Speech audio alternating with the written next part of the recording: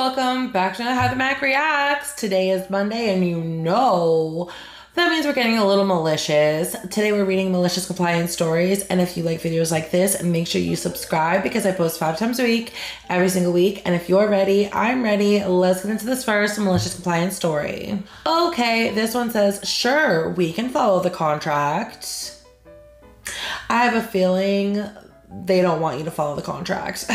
This says, I work as an account manager for a food distribution company. I have an NDA, so I can't disclose the type of materials or type of project, so that will be relatively vague, but the story is still good. Okay, so we work with a chain account and service all of their locations in our state. This is a relatively small but global chain that is historically very challenging to work with. Management is aggressive, pushy, just not nice. Our company is a tiny, family-owned and operated company full of nice goofballs. We don't take things too seriously, provide great service, and put up with honestly way too much from them. We're their contracted distributor. There are a few items in the contract that no one follows and hasn't followed for years. One of those being monthly pricing audits. No one from their corporate had ever asked for it, but we never brought it up because our pricing is not always consistent with the contracted price we are supposed to charge the locations. Reason being is we're often able to get a product for cheaper elsewhere and also sell to our other accounts outside of this chain. So we're not always compliant, but it's always the benefit of the customer. Well, our direct contact at the company quit, and the head honcho over there stepped in to take her place. He insisted that we begin sending monthly pricing audits per the contract. Mind you, this guy is just nasty. I've had to drive around to every location in the state to recover a product the locations use less than one case a year of because they wanted to teach us a lesson for running out of something one time. They assign us complaint forms that I have to go into their site and resolve the complaint. It's usually about something stupid. For example, you said that you were going to receive a product on this day, but you didn't tell us if you got it yet. Please write out your 5-step action plan and solution to being better partners to us. Ugh. So anyways, we dragged out the audits for a while, but were unable to avoid it. So we brought up another item in the contract that had been neglected in attempts to be like, if you're going to enforce this, we're going to enforce the whole contract. It stated that if we were carrying an item for this account that moved less than X number of cases a week, then we would be able to charge a storage fee per month that it sat in our warehouse. They said, yes, we need to be following the contract 100%. Well, we found that almost 90% of the products did not move X number of cases a week and were eligible for a storage fee to be added on. The language stated that we were also back charged for months that it sat in the warehouse and that we did not charge storage, which meant that there were items that had a price increase of $30 per case. That's ridiculous, especially for a restaurant in our state. We alerted the company and said, hey, while this would be more money for us, we really don't want to do that to our customers. They said it didn't matter and we had to follow the contract, and if any stores complained, I was to send them directly to their corporate rep. Just so full of pride, huh? So the updated contract pricing went into effect, effectively bumping up pricing on their most popular items by about 10% and the storage pricing by about 30% on their lowest moving items, increasing overall pricing by about 25%. Stores are livid. It totally sucks for them and I feel super badly about it, but it's a result of their corporate being a-holes. The best part is now I get these complaint things about pricing all day long, and I just get to tag their corporate representative to deal with it instead.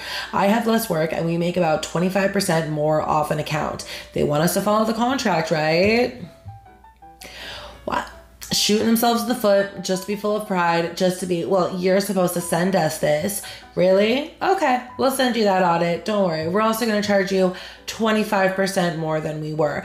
That's like if they were being charged $1,000 a month, now they're charged $1,250. That's a lot of money.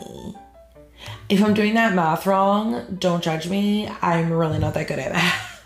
But anyway, that's a lot of money, and I'm sure it's not $1,000 that they're using. I'm sure it's like $10,000 or more.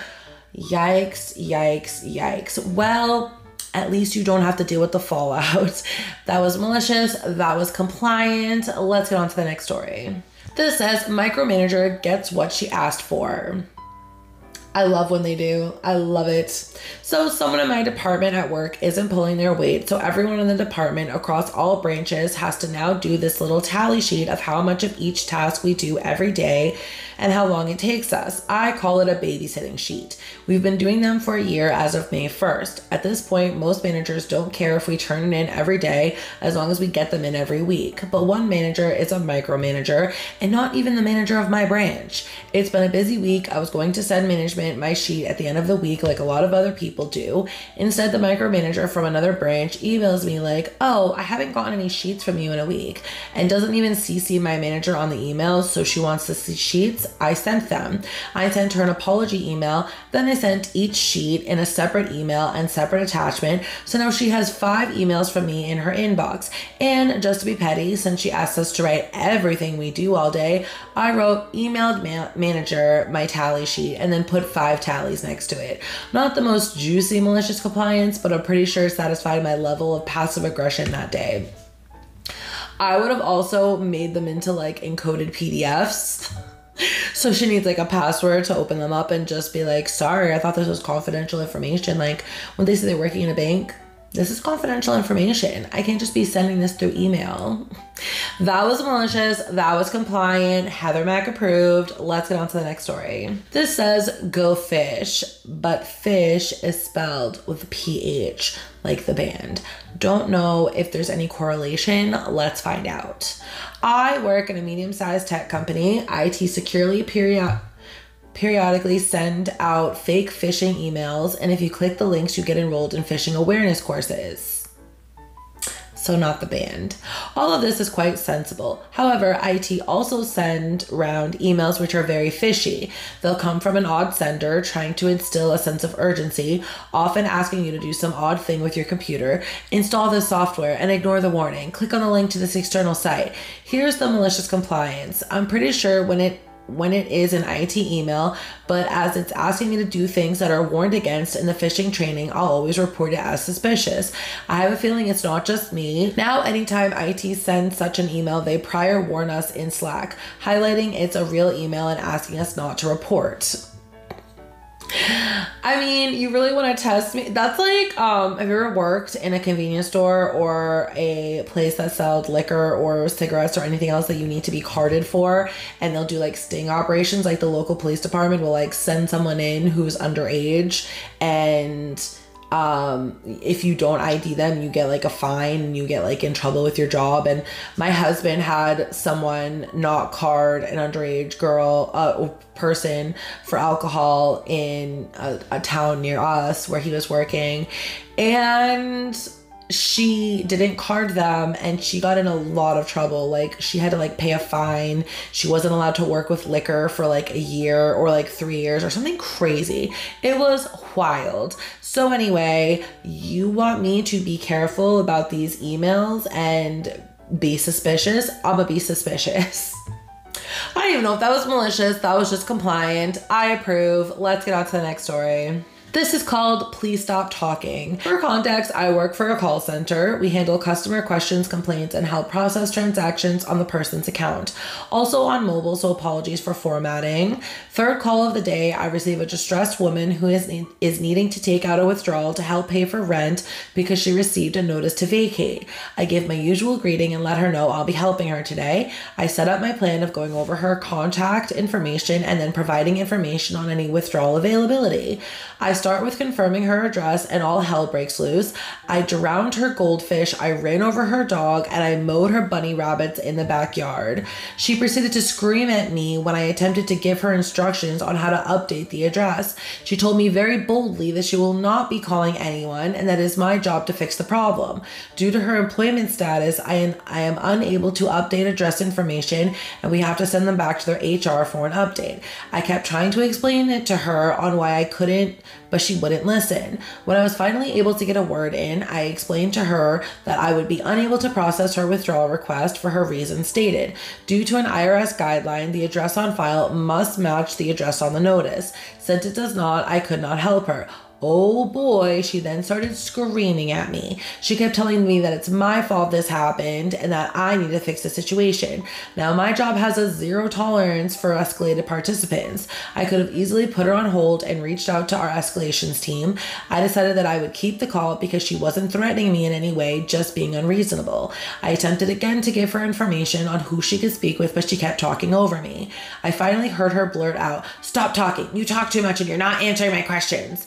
Cue the malicious compliance. I went silent. She started talking and asked questions. I didn't say a peep. I should have put her on hold, but I decided to see what else she had to say while I was doing what she asked. After a few minutes, I honestly thought she was going to hang up. I finally chimed in, "Oh, did you want me to speak now? Because earlier you didn't want to hear what information I was trying to give you. Are you ready for it now?"